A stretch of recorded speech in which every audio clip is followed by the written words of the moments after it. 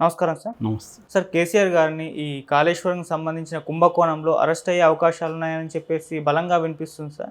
అంటే దీనికి కారణం కూడా లేకపోలేదు. అటు విజిలెన్స్ వాళ్ళు కాళేశ్వరంకి సంబంధించిన ఫైల్స్ అన్నిటిని కూడా కలెక్ట్ చేసుకున్నారు. అటు గవర్నమెంట్ ఏమో హైకోర్టుకు ఒక లేఖ రాసింది సిట్టింగ్ జడ్జిని అలర్ట్ కమ్మని చెప్పేసి. సో ఇవన్నీ కూడా చూస్తుంటే ఆయన అరెస్ట్ అయ్యే అవకాశాలు ఉన్నాయని అంటున్నారు. మరి ఎలక్షన్స్కి ముందర ఇలా అరెస్ట్ చేసే అవకాశాన్ని ఎందుకు కాంగ్రెస్ ప్రభుత్వం తీసుకుందంటారు? కాంగ్రెస్ పార్టీ తెలంగాణ ఎన్నికల్లో అనేక రాజకీయ ఎత్తుగడల్ని ప్రదర్శించింది. అందులో ఒకటి ఏంటంటే అవినీతి. అంటే ఈ ప్రాజెక్టులన్నీ కూడా కేసీఆర్ ఫ్యామిలీ కోసమే కడుతున్నారు. వాళ్ళు నిజానికి ఇది ఏ రకంగానూ ప్రజలకి మేలు చేసే ప్రాజెక్టులు కాదు. ఎందుకంటే దాదాపు ఎకరాకి నీరు పారడానికి దాదాపు 50,000 నుంచి 1,00,000 వరకు కూడా, ఎండాకాలంలో వెళ్తే 1,00,000 వరకు కూడా ఖర్చు అవుతుంది. అంత ఖర్చు పెట్టి ఆ ఎకరాలో అంత పండించేది ఏం లేదు.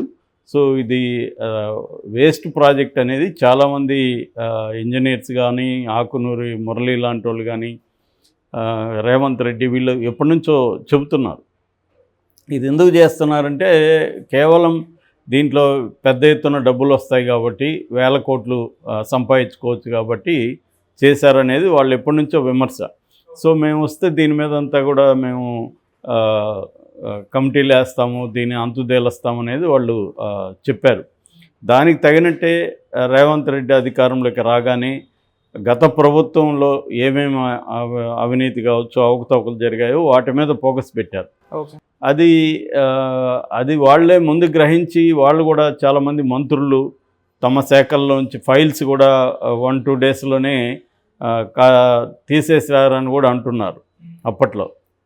అప్పుడు సిఎస్ కూడా శాంతికుమార్ గారు ఆదేశించారు ఫైల్స్ ఎక్కడికి పోవడానికి వీల్లేదని. అయినప్పటికీ కూడా తరలించారు. దాదాపు వేలాది ఫైల్స్ వెళ్ళిపోయినాయనేది కూడా అన్నారు.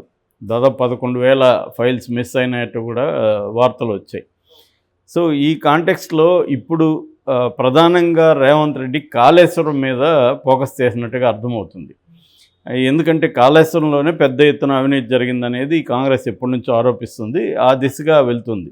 ఇప్పుడు ఏంటంటే ఎలక్షన్లు వస్తున్నాయి కాబట్టి ఈ లోపలనే ఈ బీఆర్ఎస్ పార్టీ అవినీతి, ముఖ్యంగా కేసీఆర్ అవినీతిని కానీ ఫోకస్ చేయగలిగితే, అరెస్ట్ చేసి జైల్లో పెట్టగలిగితే ఈయన అవినీతి పరుడు అనేది పెద్ద ఎత్తున జనంలో ఇంత తినేస్తాడంట అంత తినేస్తాడంటే మీడియా హైపు ఎట్లాగో ఇప్పుడు రేవంత్ రెడ్డికి అనుకూలంగానే ప్రధానమైన మీడియా ఉంది. సో దీన్నంతా చేసి కేసీఆర్ అవినీతి పరుడు అనేది కానీ ఎస్టాబ్లిష్ చేస్తే బీఆర్ఎస్కి గెలుపు అవకాశాలు బాగా తగ్గిపోతాయి అనేది రేవంత్ రెడ్డికి ఉండే అండర్స్టాండింగ్. ఎందుకంటే ఆల్రెడీ బీఆర్ఎస్ ఒక పోరాట పందాలకి వస్తుంది. ఆల్రెడీ ఓటమి నుంచి కోలుకునింది. కేసీఆర్ కూడా త్వరలోనే బయటకు వస్తున్నాడు, సభలో పాల్గొంటున్నాడు. కేసీఆర్ అసెంబ్లీలోనూ రాబోతున్నాడు. ఎంపీగా పోటీ చేయడు. దాని బదులు కేటీఆర్ ఎంపీగా పంపించి కేసీఆర్ ఈ రాష్ట్రంలో ఉండి మళ్ళీ బీఆర్ఎస్ని పట్టాలెక్కిచ్చే పనిలో ఉన్నాడు అనేది లేటెస్ట్గా వస్తున్న వార్తలు. ఎందుకంటే కేసీఆర్ నిలబడకపోతే బీఆర్ఎస్ మళ్ళీ రివైవ్ కావడం కష్టమవుతుంది. మొదట్లో ఏమనుకున్నారంటే కేసీఆర్ అసెంబ్లీలకు వచ్చి రేవంత్ రెడ్డిని ఫేస్ చేయడానికి ఆయన్ని సీఎం అని పిలవాలి. సో ఇదంతా ఇష్టం లేదనేది బిగినింగ్లో వార్తలు వచ్చాయి. కానీ తర్వాత ఆలోచించుకున్న తర్వాత తను మళ్ళీ రంగంలోకి దిగకపోతే బీఆర్ఎస్ రివైవ్ కావడం కష్టమవుతుంది. నెక్స్ట్ 5 ఏళ్లలో మళ్ళీ అధికారంలోకి రావాలంటే తనే ఇక్కడ ఫోకస్ చేయాలి. దాని బదులు కేటీఆర్ని కానీ పార్లమెంటుకి పంపిస్తే అక్కడ కేటీఆర్ ఢిల్లీ లెవెల్లో పరిచయాలు వస్తాయి. అతనికి ఒక నేషనల్ లెవెల్లో సర్కిల్ పెరుగుతుంది. రెండోది పార్లమెంటరీ సంప్రదాయాలు అవన్నీ కూడా తనకి అర్థమవుతాయి.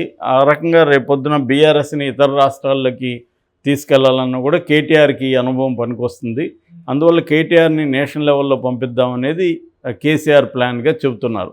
సో దీనికి అనుగుణంగానే కేటీఆర్ కానీ ఇటు హరీష్ రావు వీళ్ళందరూ కూడా కేసీఆర్నే పైకి లేపుతున్నారు. 2 అక్షరాల సీఎం కంటే కూడా 3 అక్షరాల కేసీఆర్ఏ పవర్ఫుల్. కేసీఆర్ఏ తెలంగాణకి గుండెకాయ. సో కేసీఆర్ కానీ ఒకసారి మేమే అసెంబ్లీలో గడగడలాడిచ్చాము, ఇంకా కేసీఆర్ అసెంబ్లీకి వస్తే ఎలా ఉంటుందో ఊహించుకోండి పరిస్థితి. ఇలాగా వాళ్ళు మాట్లాడడం మొదలైంది. అట్లాగే ఒక నెలలో వీళ్ళు సాధించింది ఏం లేదు, 420 హామీలు ఇచ్చి మోసాలు చేసి దుష్ప్రచారం చేసి అధికారంలోకి వచ్చారు. ఇప్పుడు కాలయాపన చేస్తున్నారు. కోడ్ వచ్చే వరకు కాలయాపన చేసి కోడ్ మీద నెట్టేస్తారు, ఎన్నికల కోడ్ అని చెప్పి నెట్టేస్తారు. ఇలాగే ఈ 100 రోజుల్ని వీళ్ళు కాలయాపన చేసేసి నెట్టేస్తారు. ఏ పథకాలు అమలు చేయలేదు, ఓన్లీ ఆర్టీసీ బస్సులు మాత్రమే చేస్తున్నారు. దానికి పెద్ద ఖర్చు కూడా ఏమవ్వదు. మిగతావి ఏవి కూడా చేయలేదు. రైతు బంధు ఇస్తా ఉన్నారు, అది కూడా ఇవ్వలేదు. మేమేది ఇస్తామన్నామో అదే ఇస్తున్నారు వీళ్ళు కూడా. వీళ్ళ హామీలు ఏవి నెరవేర్చడానికి ఏ రకంగా వీళ్ళు చొరవ చూపట్లేదన్న విమర్శలు వాళ్ళు చేస్తున్నారు. దీనికి కౌంటర్గా రేవంత్ రెడ్డి గత ప్రభుత్వంలో ఎక్కడెక్కడ అవినీతి జరిగిందో స్టార్ట్ చేశాడు. దాన్ని తవ్వి తీయడం అనేది స్టార్ట్ చేశాడు. ఇప్పుడు నిన్న దాదాపు 12 బృందాలు, విజిలెన్స్ అండ్ ఎన్ఫోర్స్మెంట్ బృందాలు జలసౌదాకి వెళ్ళి మొత్తం సెర్చ్ ఆపరేషన్ కండక్ట్ చేశాయి. దాదాపు 20 బండిల్స్ ఫైల్స్ని తీసుకెళ్ళినట్టుగా చెబుతున్నారు. ప్రధానంగా దీనికి బాధ్యులు ఎవరు అన్నప్పుడు కేసీఆర్ అండ్ చీఫ్ ఇంజనీర్ వీళ్ళిద్దరిని బాధ్యులను చేయాలనేది రేవంత్ రెడ్డి ప్రభుత్వం లక్ష్యంగా చెబుతున్నారు. ఎందుకంటే ఇటు అధికారులను కూడా చేయడం ద్వారా అధికారులు వీళ్ళు కొమ్మక్కయ్యారు అనేది ఎస్టాబ్లిష్ చేయడం అనేది చెబుతున్నారు. ఎంత ఇది మొత్తం కూడా కాళేశ్వరం అనేది కేసీఆర్ బ్రెయిన్ చైల్డ్గా, ఆయన భగీరథుడుగా బీఆర్ఎస్ కీర్తించింది. ఇప్పుడు దాన్నంతా కూడా ఉల్టా చేయడం, కేసీఆర్ ఏ రకంగానూ తెలంగాణ అభివృద్ధికి పాటుపడలేదు, పైగా కంప్లీట్గా అవినీతి కోసమే ఈ ప్రాజెక్టులంతా చేశాడన్న ఒక నెరేటివ్ని జనంలోకి తీసుకుపోవడం రేవంత్ రెడ్డి ప్రభుత్వ లక్ష్యంగా మనకు కనబడుతుంది.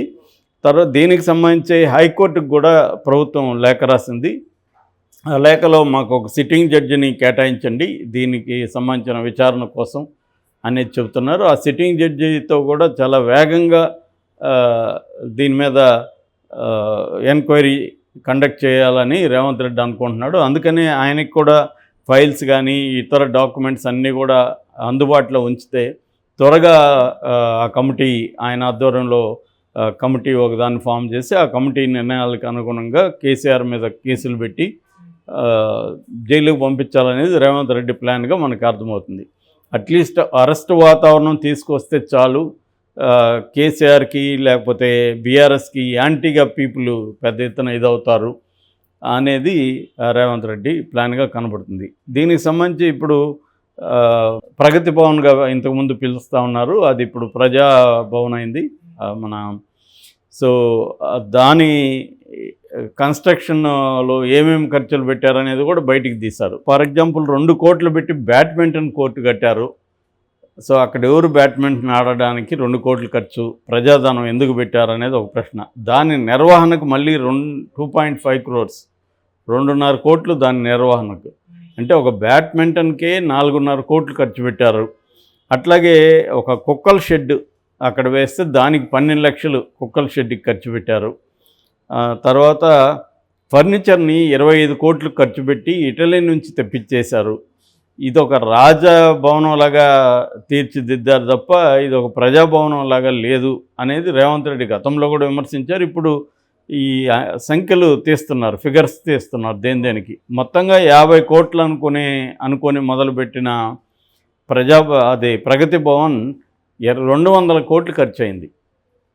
సో ఈ 200 కోట్లు ప్రజాధనాన్ని ఇలా దుర్వినియోగం చేశాడు కేసీఆర్. ఆయన ఏదో తన పర్సనల్ ప్యాలెస్ లాగా ఫీల్ అయ్యాడు, శాశ్వతంగా తనదే అన్నట్టుగా ఫీల్ అయ్యాడు అనేది ఇప్పుడు చెప్తున్నారు. ఇంకోటి ఏంటంటే అసలు అధికారులు కూడా ఏం చెప్తున్నారంటే ఆ ఫైల్ మార్నింగ్ వస్తే ఈవినింగ్ లోపల క్లియరెన్స్ ఇవ్వాలని ఒత్తిడి వచ్చేది అధికారుల మీద. దానివల్ల వాళ్ళు ఇది ఎస్టిమేషన్ కరెక్ట్గా ఉందా లేదా చెక్ చేసి దాని మీద విచారణ జరిపి తర్వాత సైన్ చేసే పరిస్థితి కూడా వాళ్ళకి లేదు. ఒక ఎస్టిమేషన్ రాగానే మార్నింగ్ ఫైల్ వస్తే ఈవినింగ్ అంతా క్లియర్ చేసి పంపించాలి అని ఒక ప్రెజర్ వచ్చేది అధికారులకి. వాళ్ళు ఇంకా వేరే మార్గం లేకుండా చేసి పంపించేవాళ్ళు అనే విషయాలను కూడా బయటికి తీస్తున్నారు. సో ఓవరాల్గా వీళ్ళు కేసీఆర్ని అరెస్ట్ చేసే దిశగా కదులుతున్నట్టుగా మనకు అనిపిస్తుంది.